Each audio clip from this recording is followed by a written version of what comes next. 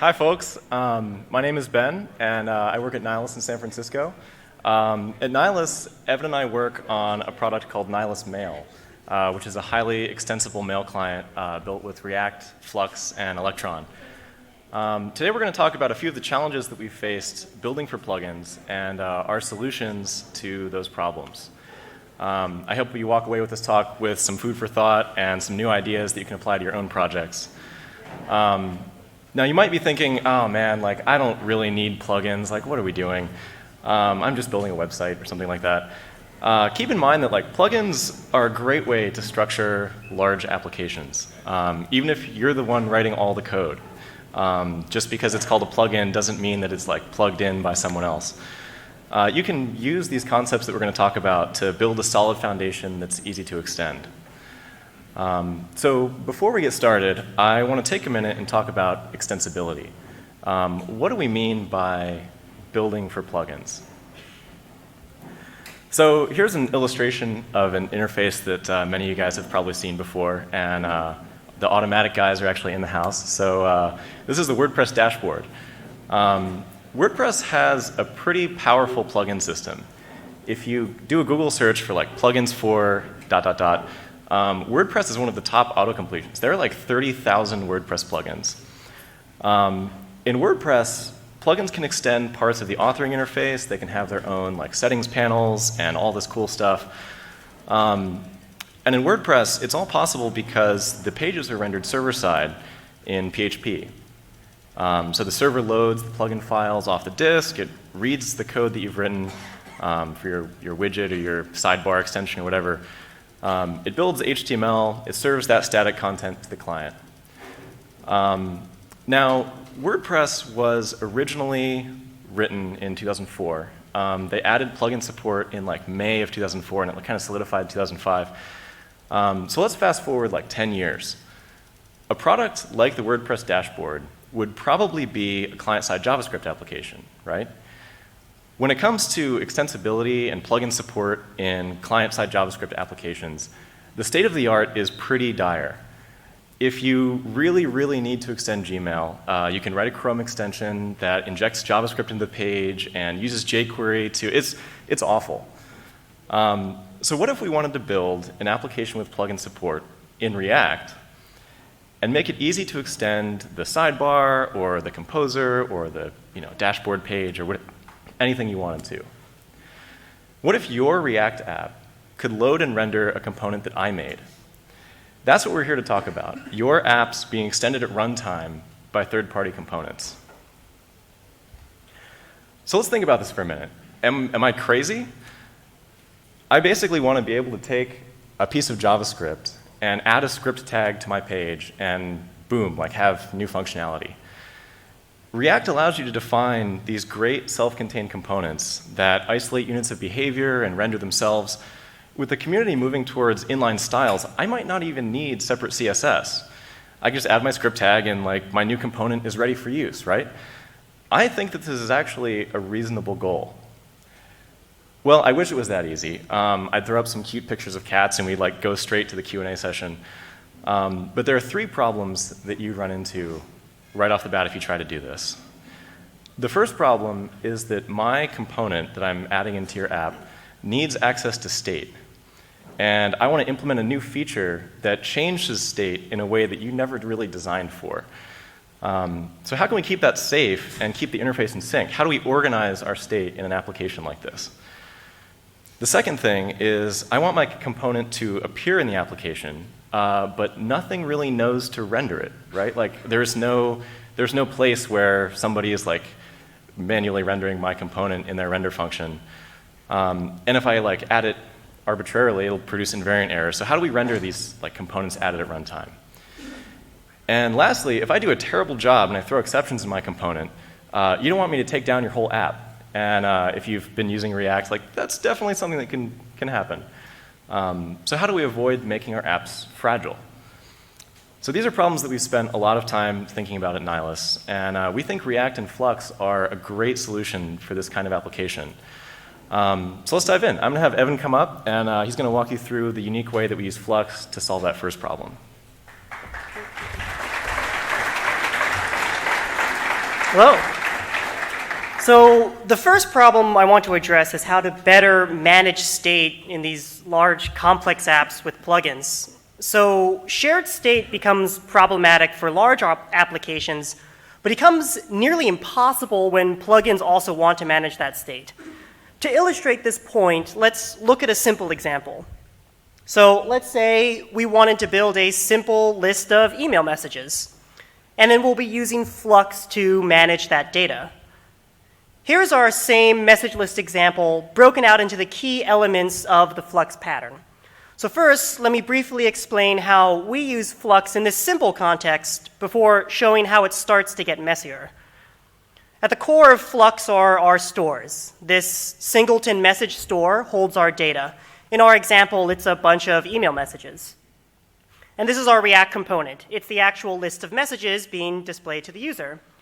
So we found pretty early on that our data and our components were not very hierarchical because we have few guarantees where components will be on the page or even which component trees they'll be under. We even wanted users to be able to move components around. And I didn't want to have to groan when we moved a component from some sidebar on the right to some other deeply nested sidebar on the left. So as a result, while we love the idea of getting pushed a hierarchy of props from the top down, we found in this case it's much easier for our disparate components to fetch its state from the public getters of our stores and then render themselves. Crucially, that fetch of fresh data will happen every single time data in the store changes, which keeps everything in sync. So next are the actions to the system. On our case, the fact that the dispatcher is global and sends actions everywhere is actually crucial for extensibility. It means that anyone, even third-party components, can safely listen to the important actions going through the system, like that the currently selected thread in our example has changed. Finally, the store listens for those actions and applies the changes to data accordingly. And then on every change, the store triggers. The views fetch fresh data, and the cycle is complete. This tight feedback loop of constantly fetching data is core to our usage of Flux, and then keeps the view declaratively bound to its data.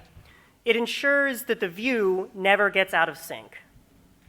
So initially, this works great, and Flux is awesome. However, as you add more stores, particularly those of third-party plugins, it gets increasingly challenging. So let's look at what happens to our simple message list example as the requirements become more complex. Let's say we wanted to update the current list of messages whenever the user chooses a new thread. So sticking with the Flux pattern, what we did is that we'll have our message store listen to the thread store. Then whenever, say, the current thread changes, that thread store will trigger, and we'll know to refresh our messages and pull the latest data. Having a store listen to another store is actually a very common design pattern that we found in a variety of Flux implementations. And the minute that you have this interdependent data, the pattern will emerge. In this example, it's relatively manageable and clean, but we found it quickly gets more complex as your app does as well. So to extend on this, now let's say I want my list of messages to also show an unsent draft I'm working on. We'll add yet another store. Whenever a new draft is created or destroyed or something changes here, that new draft store will update. When the draft store updates, the message store will fetch the appropriate data, update itself, and then the component will also refetch its data and re-render. So the net result is that everything is in sync, but now we have the message store listening to the draft store, the message store listening to both the thread store and the draft store. So now let's add another feature. Now I want my list of messages to display immediately. I'm going to add a WebSocket into this. So WebSocket, new data comes in, and if this was jQuery land, I could do something like call append child every time a message shows up. But as we know in this room, that's a bad idea. Keeping views in sync with data like that is a sure way to get the jQuery spaghetti code that the declarative patterns of React have helped fix. So instead, I might do something like have our message list listen for changes in the latest set of actions that are coming in, declaratively fetch that data as it arrives, and update. Okay, so let's take a step back and sort of look at where we're starting to get ourselves. We have a message store that's now wired up to the state of several other stores. And this was just one store. Those stores might in turn be wired up to other stores. And sort of we end up with something like this. And this is the crux of the problem.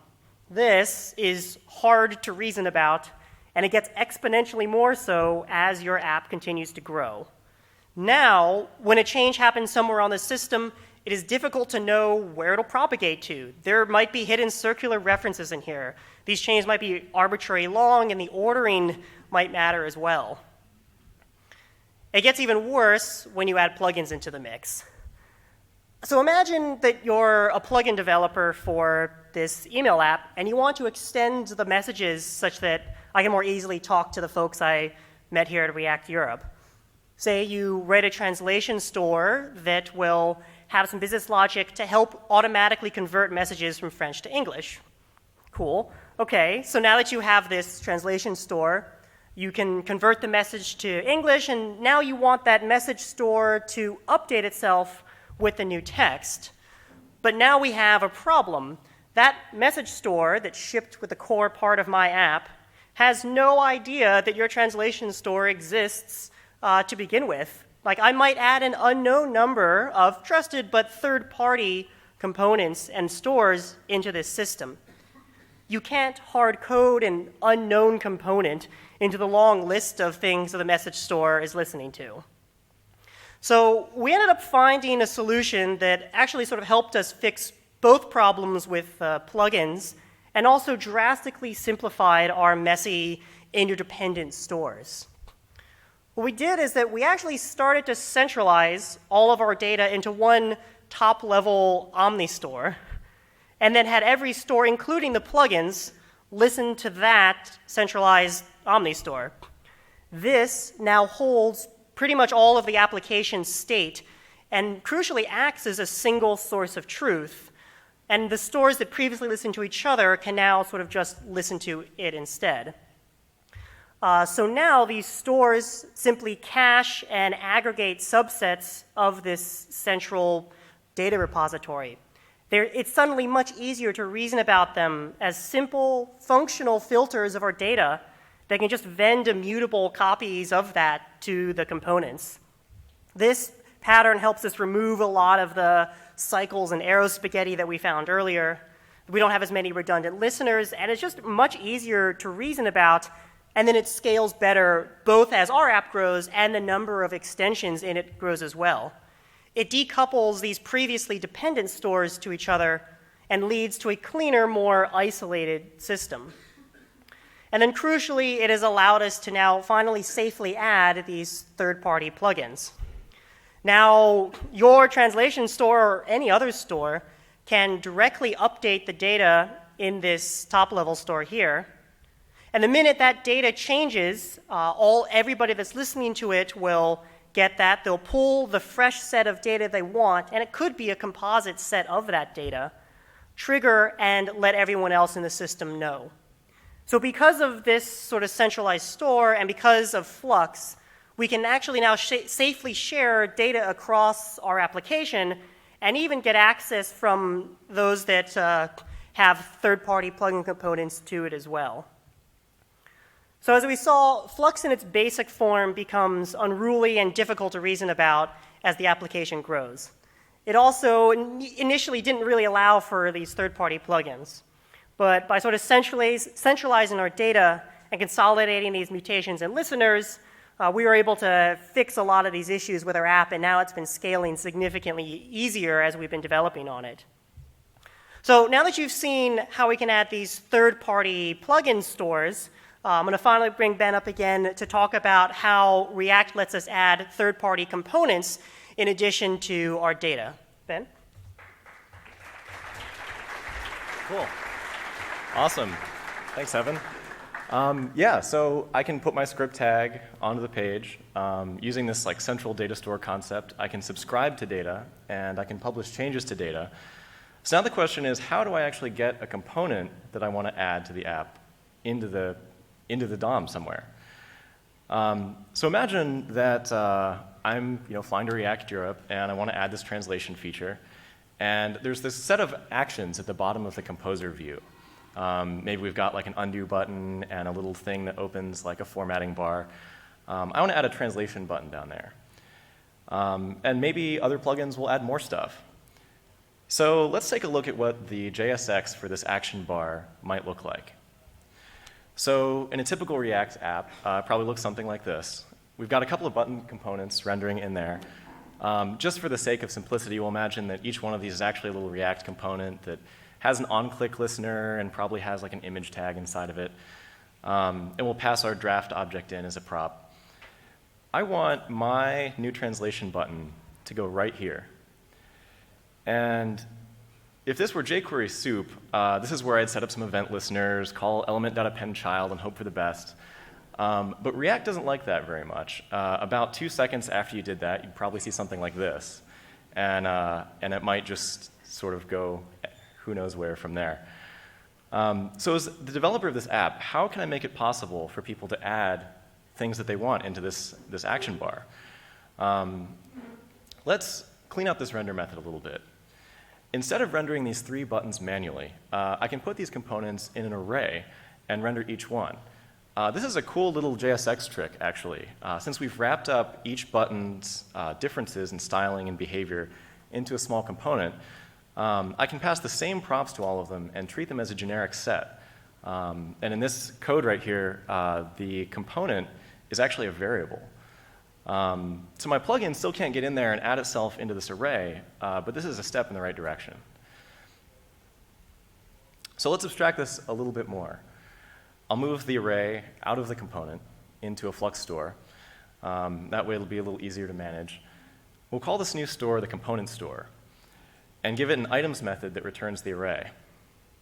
So now our toolbar component, this little action bar, can observe the store, and we can render the components from state. So this is actually really cool. What we've essentially just done is created a way to dynamically inject components. The core assumption here, the core insight, is that we're treating components like data. I'm maintaining a list of components in a component store. I'm listening to the component store and like pulling stuff and assigning it to my toolbar state. And then I'm rendering the components that I've stored in an array on my state. And this is just the same way that you'd render like the contents of a UL or something like that in your app. So if we really go to town with this idea, there are a couple things that we can do to make this a really, really robust solution. And for the sake of brevity, I'm just going to talk really briefly about these. We use this pattern extensively, and one of the couple of things, we can define register and unregister methods that provide a public way to add and remove things from this component store. We can also define a set of locations. In this sort of example, I've been talking about an action bar, but maybe in my app, we've got 10, 15, 20 places where we want people to be able to add their own components at runtime. So we can define a set of locations to talk about those. And we can create sort of a container component that wraps a lot of this boilerplate code of like listening to the component store and rendering this dynamic set of children. So at the end of the day, we can take the JSX syntax that looks kind of like this and switch to syntax that looks like this. And you can see here that the code didn't really get that much longer, but this is incredibly more powerful. In my plugin code, I can call this action here, actions.register component, and the component store will trigger, and this injected component set will pull the new components that match that composer actions location I have passed in as a prop. And it'll render my new translation button. So if you're thinking right now, man, this is really cool, and it actually doesn't seem that hard, you're totally right.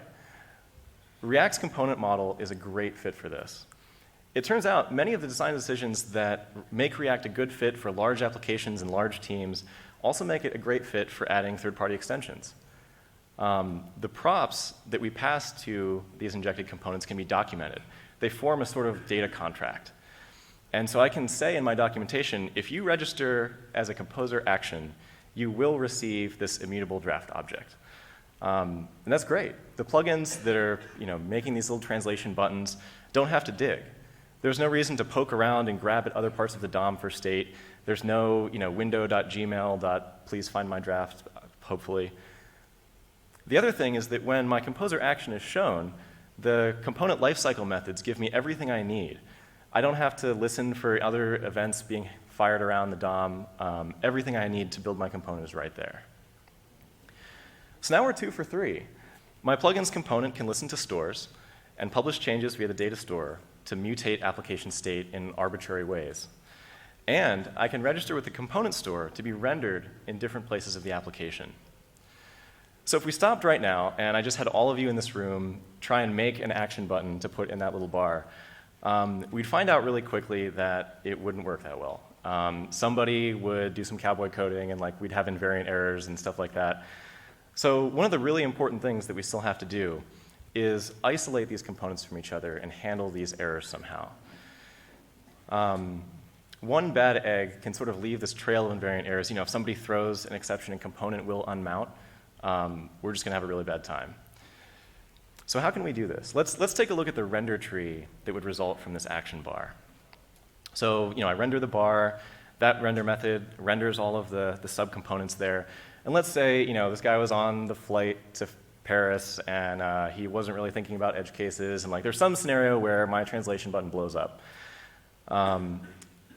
Depending on the version of React you're using, if it's the minified production version, it might just swallow the exception and you won't see part of this tree. If you're using the development version, you'll get all kinds of invariant errors in the console. It's not going to be fun. So what can we do about this? Our solution to this problem is to render these unknown components in a separate render cycle. Instead of rendering the item in the main tree that React is going through, we render a placeholder div. In component did update or component did mount, we attach that unknown component to that placeholder div using a separate call to react.render. React.render is a really smart function. It'll render the component into the div if it's not already there, or update it if it already exists and call the appropriate lifecycle methods. It makes this really, really easy. When our container div unmounts, all we have to do is say react.unmount component at node and clean up that thing that we manually rendered in there. The end result of this is that we can catch errors. We can wrap that separate call to react.render in a try-catch block, and we can display those errors to the developer, or we can send them to our servers and log the exceptions. This also has some cool side effects that we're still exploring, like being able to call react.addons.perf on just the third-party code that's living in the app and potentially terminate things that are really slowing down the experience for people. So we can safely isolate, kill, and report these bad components to our servers, and this gives us a lot of control over what that experience is like. So through placeholders and a separate call to react.render, we were able to solve this problem of third-party components throwing errors and taking down the whole application. And so this is great. In the last couple of years, there's been this huge shift towards client-side JavaScript applications. And that doesn't mean that we need to give up on things like plugins. If you wanted to write the WordPress dashboard and you wanted to make it a React app, you should be able to do that. And we think that React and Flux are a great fit for this because the component model is very well suited for this. If you have any questions, we're using these concepts really extensively in Nihilist Mail, and I'm happy to talk about them in more detail. We'll be hanging out down here. The last thing to note is that we've put together actual code for this and put it up at this link on our website. There's also a little email form there. You can sign up for more information about the actual mail client and the documentation and stuff that we're releasing around that. So thanks, guys.